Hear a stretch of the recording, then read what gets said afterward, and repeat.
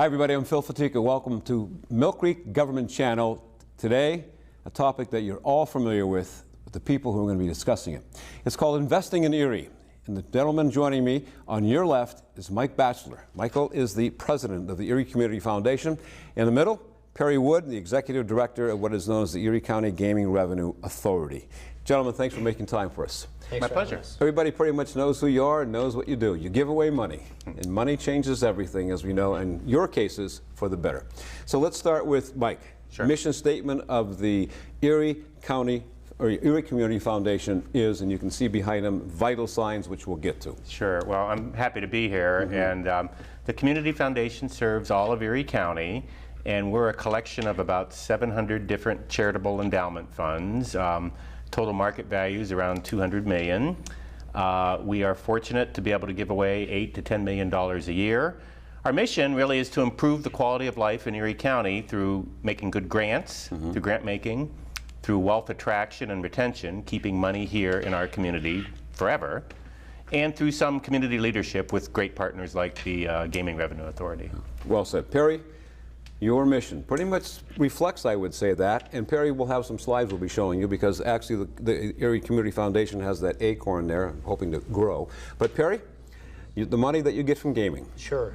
So our mission is to empower the nonprofit sector toward economic and community development, and we do that in several ways. We have an economic development focus in which we're looking at small business job creation. We have a program we launched about a year ago called Ignite Erie. So we're looking at inner city small business development. We've gotten the universities to collaborate toward industry approaches to technology and innovation. We have a bucket called Regional Asset Funding, which is probably what we're most known for, funding special events like the ethnic festivals, like big events like Celebrate Erie and Discover Presque Isle, all the way down to neighborhood level events. We also fund human services programs, community assets that enrich the lives of Erie County residents. And we also fund long-term things like endowments. We've worked with the school district foundations on endowments, and also in collaboration with the Erie Community Foundation, the Erie County Lead Asset Endowment, which are 9 of the largest tourism development nonprofits in the region. Philharmonic, the Zoo, the Flagship Niagara, the Playhouse, the Children's Museum. Places everybody knows. In fact, you can find out what they exactly give away and what their audit looks like, because each of their organizations puts out a pamphlet. This one is from the Erie County Gaming Revenue Authority for the current year, and the Erie Community Foundation puts out this one right here. You can pick those up by just calling them or going online and finding that. Chuck, too many names in my head today. Michael, you've been doing this a little bit longer. How have things changed? Because for so long you were not, people didn't know about Erie Community. It was a nice place for people with a little some chump change to put it in there and let it grow, and you'd give it away. And you came on the scene like... Not chump change anymore. No. And you came on the scene with gaming money, and boy, everybody knew who you were immediately. They're knocking at your door calling. So how have things changed, Michael? Well, we've been around 80 years, and contrary to popular belief, I haven't been the leader all that time. Oh, no. Been there, I started in 1990, so it's 26 years ago, I guess. Yeah. And yeah, I've seen a lot of changes. Our nonprofit sector has grown a lot over that time frame, and they're better, they're stronger. I think our nonprofit community's more relevant today than ever. I've seen changes in our business community. We all know about the corporations that have left, and that impacts our civic leadership structure. The days of 2 or 3 people being able to have the power and influence to set agendas and move mountains in our community are gone. So I think we are all learning how to be more collaborative leaders, to partner with other organizations. I've seen our organization, through great luck and great support from many people, grow dramatically. From 20 million when I started to over 200 million today. Let me just stay with that a second. They can't actually give money to Perry's organization, but they can give money to your organization. That's correct. Say, I'd like to make it go to Phil or go to the Coffee Cup or wherever. So how do they do that? They get in touch with you, how? Sure. So our job is to help donors accomplish their personal, philanthropic, and estate planning objectives. Right. So people should consider us a tool for helping them make their charitable wishes go on forever. Mm-hmm. So we're very lucky. There's 700 or more people in Erie that have created endowments. These funds are for all sorts of different purposes, and they're going to be here forever. Mm-hmm. And we're growing them, and we're growing the number of endowments, and through that we're growing our ability to help and serve the community. So we normally start our endowments at 10,000, so it's not for everybody, but if people have had success and want to give back to the community, this is a great place to look for. Unlike Michael, Perry's group does not do a lot of endowments, but they do. But you have money that comes to you from the gaming, which was created a number of years ago, and then you have to decide what you do with this money. So you have about 4 years to tell us how you got to this point, because it was a long road. And it seems to have really smoothed out, and things are going a whole lot. I don't want to use the word better, but they are doing better. So they're much smoother. Yeah, much smoother. Yeah. Mm-hmm. How about a little history of sure. how it works? So. Sure. In 2006, gaming comes on board mm-hmm. in Erie County. Yeah. So by the time 2007 rolls around, there are funds that, based mm-hmm. upon the state law, the Pennsylvania horse racetrack gaming legislation, right. 1% of the gross revenue from slot machines comes back to Erie County. And that is how much now? Well, for a while it was averaging about $6 million a year. Mm-hmm. We had 3 years where it was $6 million. It's dropped now between $5 and $5.5 million. Okay. And we'll wait to see how far that's going to drop. But there's been more pressure from regional casinos mm-hmm. in Cleveland. So 1% of that comes back to Erie County. 0.5% goes to Erie County government mm-hmm. for operations, and you guys have done some great things at County Council, Thank like you. The runway extension, the Erie Insurance project. There's a whole no taxes. Whole list of projects, right. No taxes involved. The other 0.5% comes to ECRA, mm-hmm. And of course we immediately have 25% of those funds go to municipalities that host or are contiguous to the casino. Mm-hmm. So that's 5 different municipalities, right. And it's designed to offset any negative effects of having to increase traffic and gambling in the region. This was all decided, I should say, by courts. The courts decided that this would be decided. You didn't decide this. Yeah. That's correct. Yeah. So you have a system set up where people can apply for this money under certain categories, and then you have to make a decision along with people who serve on your board. That's right. So we've done our best to create a system where we're comparing apples to apples, mm-hmm. which isn't always easy. So that's why we have the different grant programs that exist, and they're rolled out on a quarterly basis. One of them is human services funding, in which we collaborate with the Erie Community Foundation on. Mm-hmm. And so that's every 3 months, you can apply to the Community Foundation through the Helping Today process, right. And ECRA will also review those human services funds. So you don't have to sit down necessarily with people applying like for the state money. Yours is a little bit different, but still you have to vote on who gets the money because you have many more applicants than you have money for. So you're quite similar in that regard. We both mm-hmm. do, and there's some overlap. Mm-hmm. Mm-hmm. Some of the things ECRA funds will be things that the Community Foundation will fund. Sure. There's areas where we're completely different. Mm-hmm. Some things that ECRA does, we don't do. So, and as Perry mentioned, I think it's terrific. We have a collaborative process mm-hmm. in the human service area. Sure. So those nonprofits don't have to apply both places. They apply to us. We have a 3-level review process. It's fairly time tested, and Perry sits on our community grants panel, and we'll look at that and work with his board and determine the types of projects they want to support. Those projects gave us the opportunity to begin dialogue on things we could collaborate on. Right. Mm-hmm. And one of the first projects that we really launched collaboratively was the Summer Jobs Program, yep. Which is now in its second year. Yep. Summer Jobs and More, mm-hmm. Yep, Summer Jam. Mm-hmm. Last year we did 123 kids, and there's about 160 kids in the program this year. Getting better. Getting bigger and better. It's growing, and the results have been tremendous so far. There's a cameraman here at WQLN that's part of the Erie Summer Jobs program. Mom, I don't know, young man, yeah. You've also reached a point in your giving to certain organizations where they've now become endowment okay. You've mm-hmm. filled the pot enough that they don't have to go back to you and say, more, sir, I'd like more. Is that correct? That's true for the lead assets. Yeah. Those 9 lead assets, which we all agree as a community, these are very important organizations. Mm-hmm. They've reached a point where that endowment is worth almost $12 million, mm-hmm.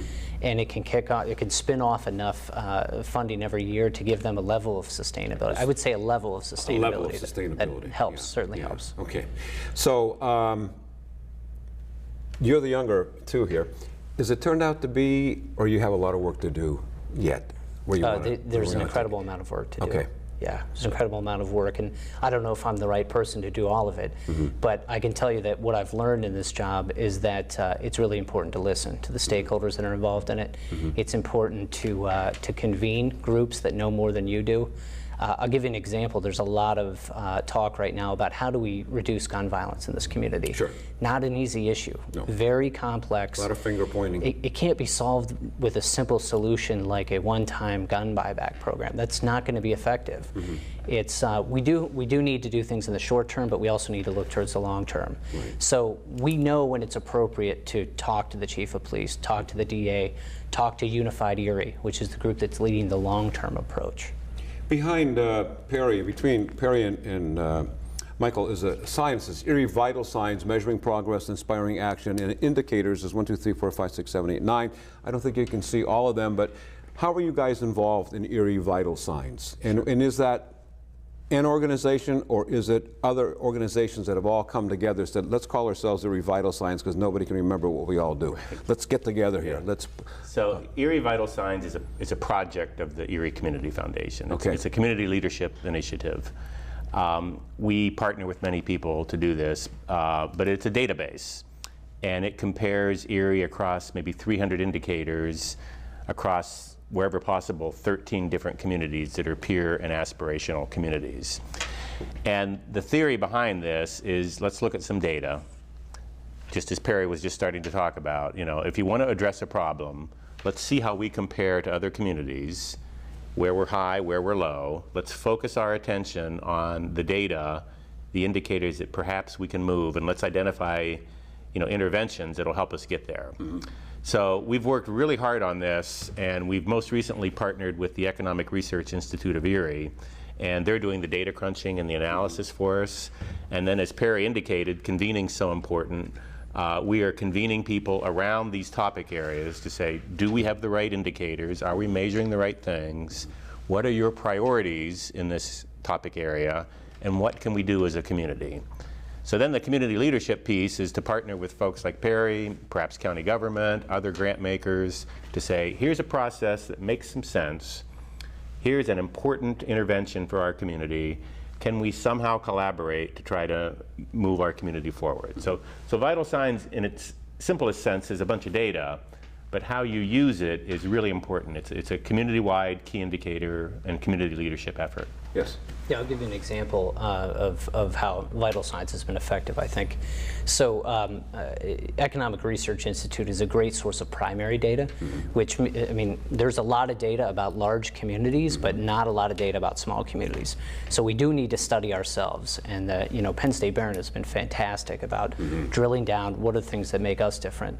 One of the things that they study on an annual basis is the amount of income the region has for proprietorships. So we're about half of the national average. Most communities are about 10% of their income comes from proprietorships or entrepreneurship, you might say. And we're at about 4.5%. That is causing us, to not create as many jobs as quickly as other communities are.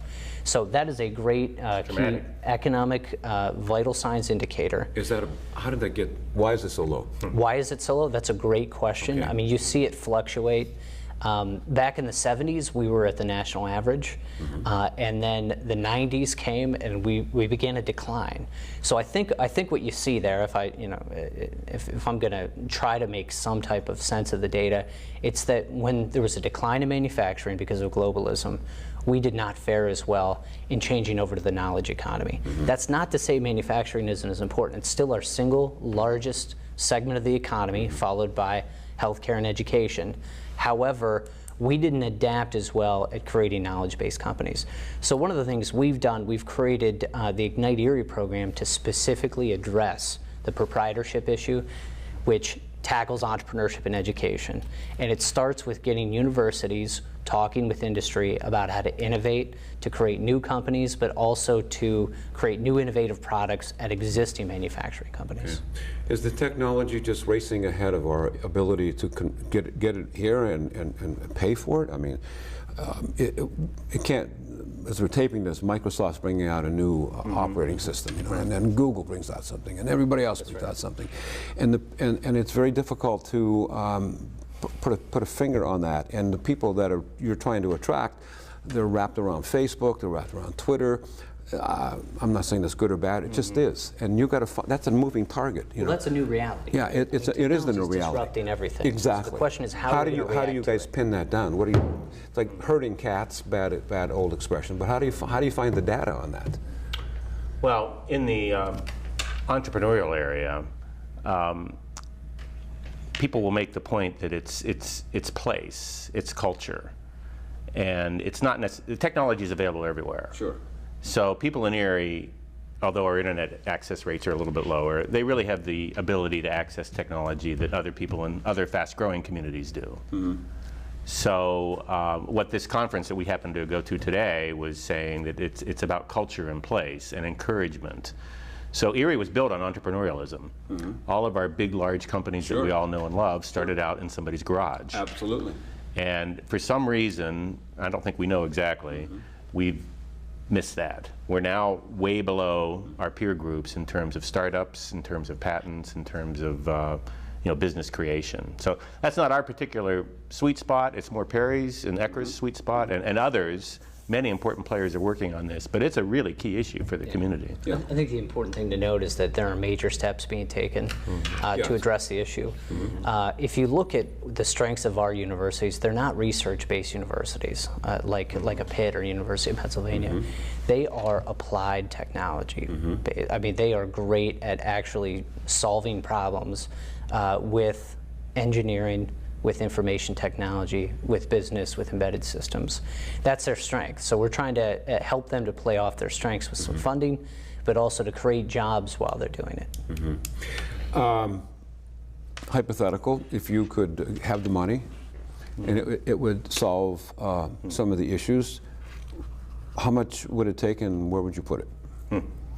The number's inconsequential here. Right. Well, so that gets to what do I think are the most key, crucial issues in our community, and I would say, top of mind response, inner city core issues.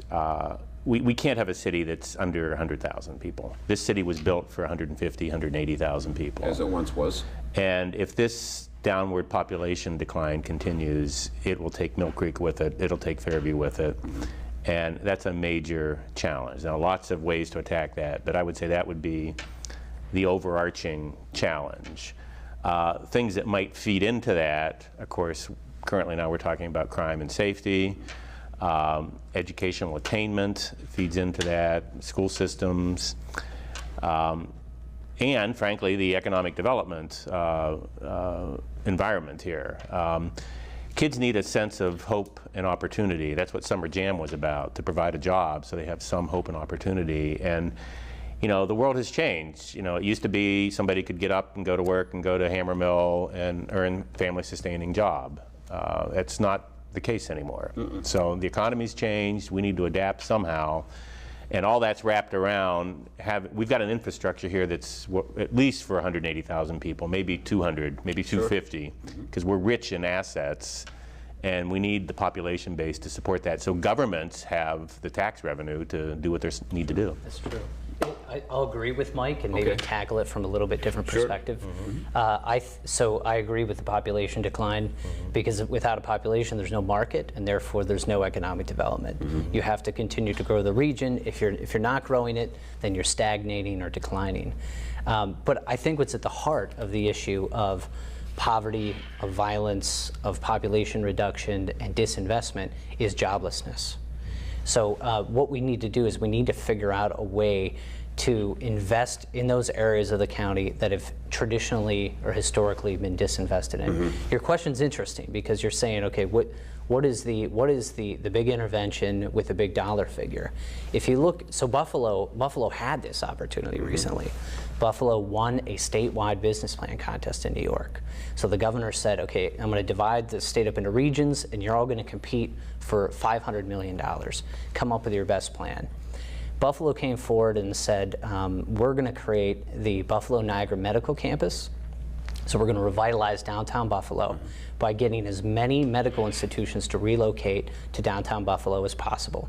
Why? Because they can be within proximity to each other, and that's when innovation and ideas exchange take place, but also so that large populations of people that are suffering from joblessness have the access to new jobs that are being created by these companies co-locating in proximity to one another and creating new directions, new institutes, and therefore new innovation and new jobs. They can literally walk to work from the surrounding neighborhoods, and by building up that urban core, they made it successful. In fact, it was so successful that the governor said, I'm now going to give you $1 billion.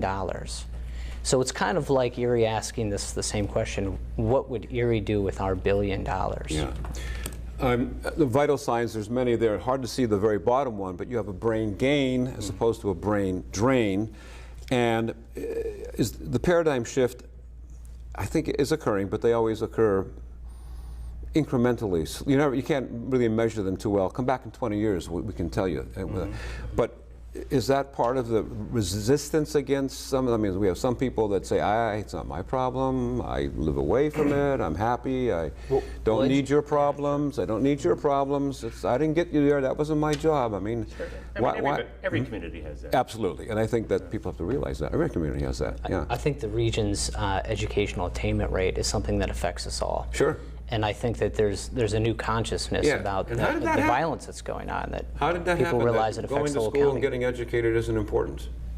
How did that just peel away and say, well, I'm in 9th grade, I can leave, bye?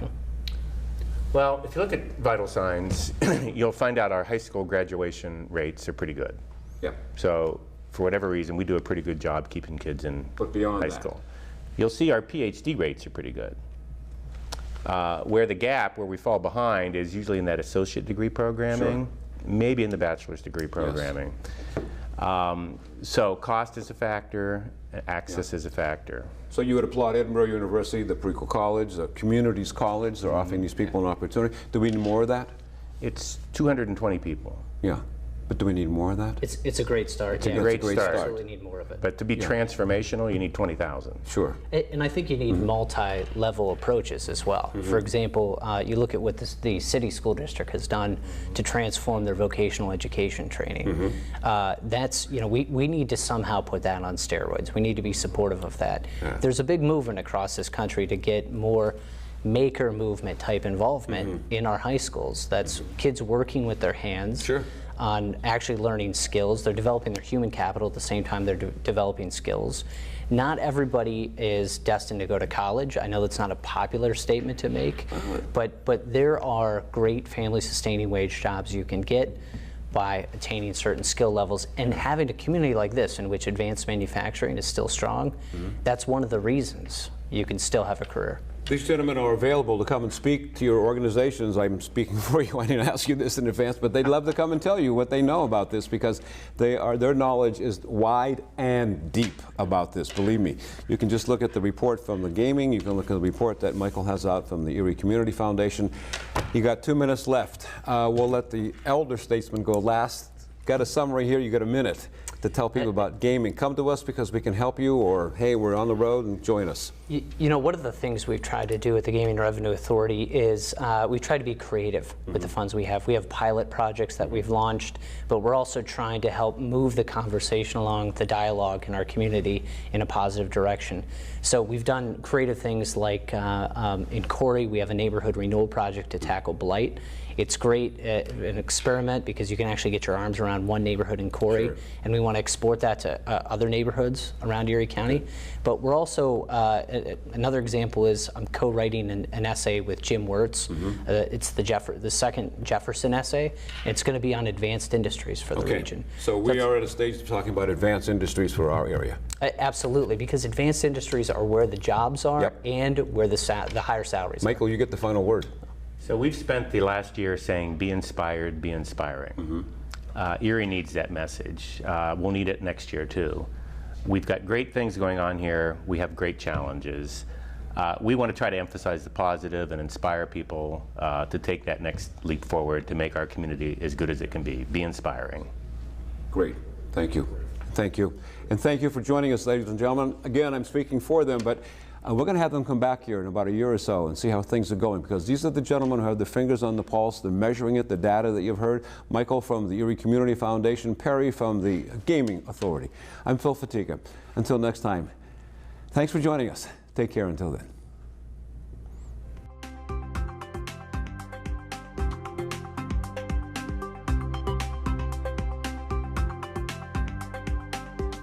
You're watching the Millcreek Government Channel, powered by WQLN Public Media.